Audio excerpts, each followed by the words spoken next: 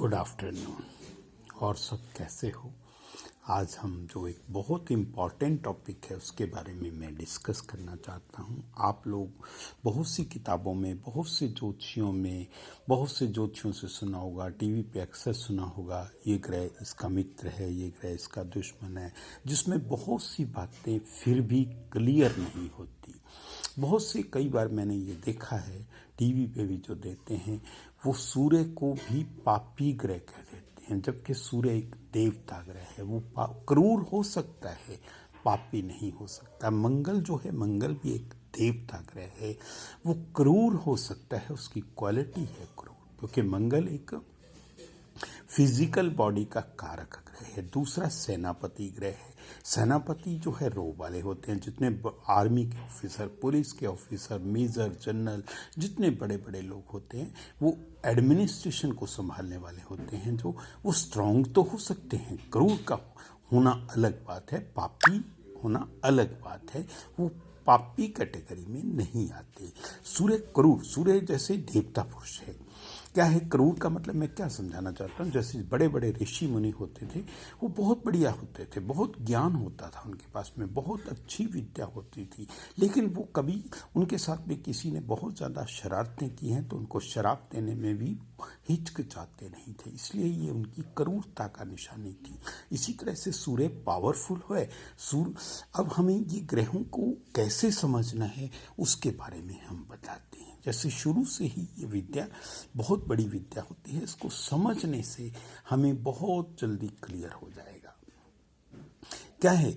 कुछ ग्रह देवता ग्रह हैं, कुछ ग्रह दैत्य ग्रह हैं, जिसमें क्या है कि आपको बहुत आसानी हो जाएगी अगर ये चीज़ आप समझ गए। 4 ग्रह जो सूर्य है, चंद्रमा है और मंगल हैं और गुरु हैं, ये 4 देव पुरुष हैं, देव ग्रह है, देवता की कैटेगरी में आते हैं। उसके बाद में ये चारों ग्रह आपस में मित्र हैं, एक दूसरे से चारों। सूर्य और चंद्रमा मित्र हैं, चंद्रमा मंगल मित्र है, मंगल और गुरु, गुरु और जो है मंगल और चंद्रमा, इसी तरह से सारे ग्रह एक दूसरे से पूर्ण रूप से मैत्री रखते हैं, क्योंकि ये सब शुभ का फल देने वाले हैं। और शुभ है क्यों है वो हम इसके बारे में भी बात करते हैं। ये अच्छे फल देने वाले ग्रह होते हैं और ये देव पुरुषों में आते हैं। ये देव, दूसरे जो ग्रह हैं 4, जैसे शुक्र, दैत्य गुरु भी कहा गया है इसको, जैसे देवताओं के गुरु बृहस्पति हैं तो इसी तरह से दैत्यों के गुरु ये जो है। इसी तरह से शनि एक दैत्य ग्रह है, राहु और केतु एक दैत्य ग्रह है, केतु जो है वो भी एक दैत्य ग्रह है।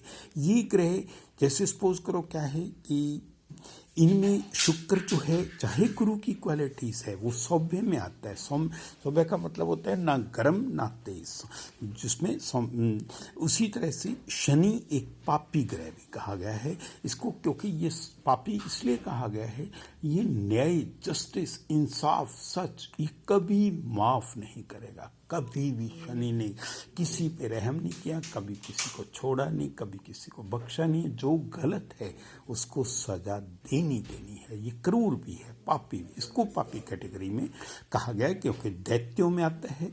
और दूसरा ये है बहुत ज़्यादा क्रूर है, इससे सारी दुनिया डरती है। लेकिन ये जो न्याय करने वाले हैं, जो इंसाफ करने वाले हैं, सच पे चलने वाले हैं, उनको कभी कुछ नहीं कहता। सारी दुनिया में जितनी विद्याएं हैं सब इसी में है। राहु और केतु ये ग्रहण लगाने वाले ग्रह हैं, ये चंडाल ग्रह हैं। ये क्या है कि चंडाल ग्रह हैं। केतु जो है वैसे वो मोक्ष का दाता है। ये कैसे बना, किस तरह से बना? क्योंकि जब जितने भी जहाँ पे जुआरी होते हैं, जितने भी दुनिया में जुआरी होते हैं, उसको बनाने वाला कौन होता है? राहु। जैसे आजकल बच्चे जो हैं क्रिकेट पे सट्टा लगाते हैं और लगाते हैं, जितने भी गलत काम करने वाले होते हैं वो सब राहु के कारण होते हैं। तो ये इसीलिए ये ग्रहण भी लगा देता है।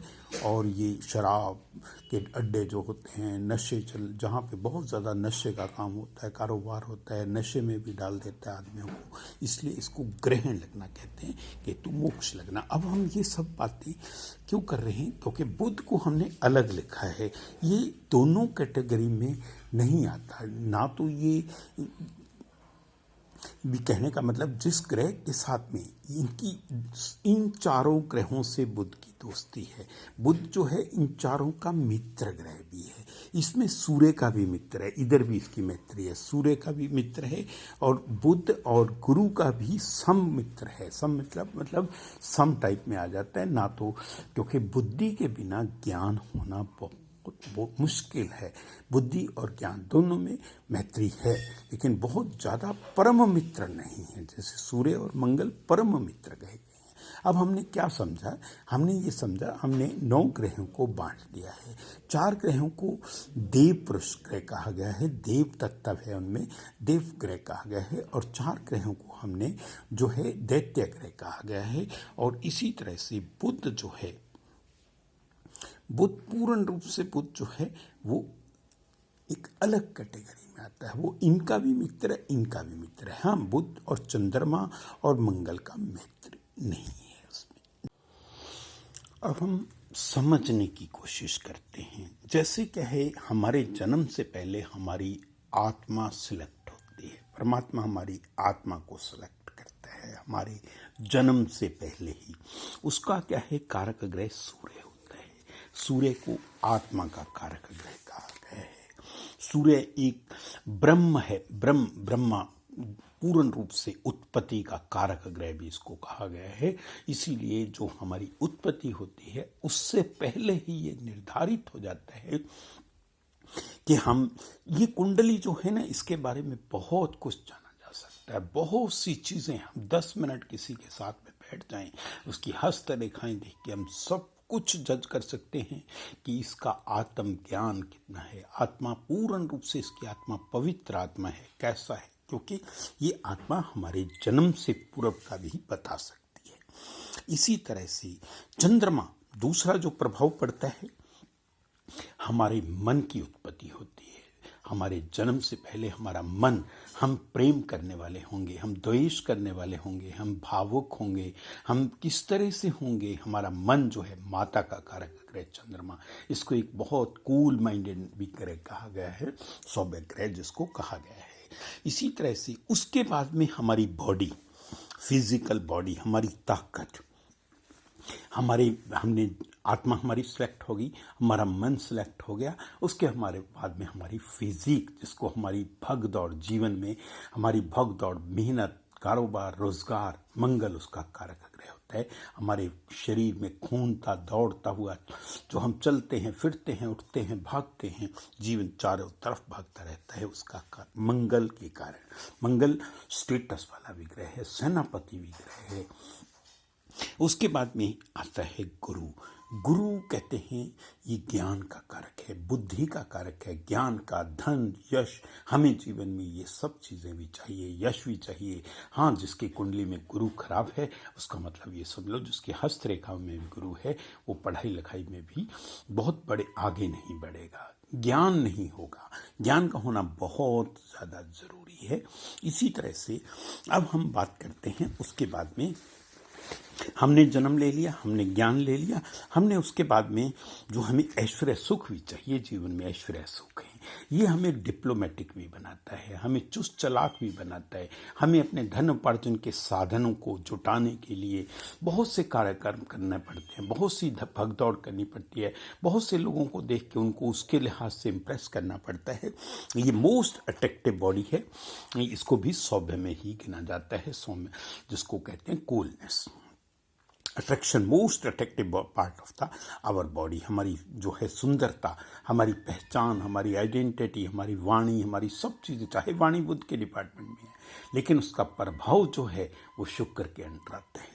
इसी तरह से जो है शनिदेव, शनि जितनी भी दुनिया में विद्याएं हैं, क्योंकि न्याय, जस्टिस, इंसाफ, सच, जितनी भी तंत्र मंत्र यंत्र ज्योतिष, जितनी भी दुनिया में स्पोर्ट्समैन होगी, क्वालिटी होगी, उसमें शनि का रोल, बहुत बड़ा रोल होता है। पॉलिटिक्स, राजनीति, क्योंकि राजा वही बन सकता है। जितने भी न्याय लीडर होते हैं वो, आपने ये देखा होगा, वो क्रूर भी होते हैं, पापी भी होते हैं, लेकिन क्या है कि उनको ये चीज़ संभालने के ऑर्डिनरी शरीफ आदमी लीडरशिप नहीं कर सकता। इसीलिए शनि जो है लीडरशिप की क्वालिटीज देता है। जो बड़े बड़े देश हैं जो पेट्रोलियम का काम करते हैं, उनको अपनी स्टेटस को बनाए रखने के लिए पूर्ण रूप से जो है क्रूरता भी चाहिए, उनमें पापी पंक्ति भी वो भी चाहिए, तभी वो उसी जगह पे मेंटेन रह सकते हैं, नहीं तो दूसरे आदमी राज कर लेंगे।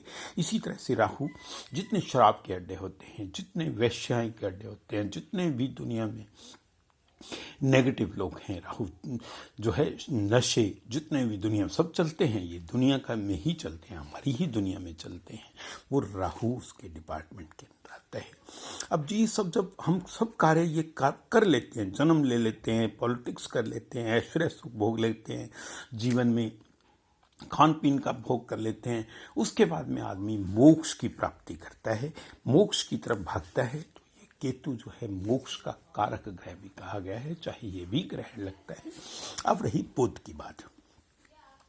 बुध इन दोनों में नहीं आता, दोनों कैटेगरीज पे नहीं आता, ना देवता पुरुष में आता है ना दैत्यों में आता है, लेकिन ये दैत्यों का मित्र है, देवताओं का भी मित्र है।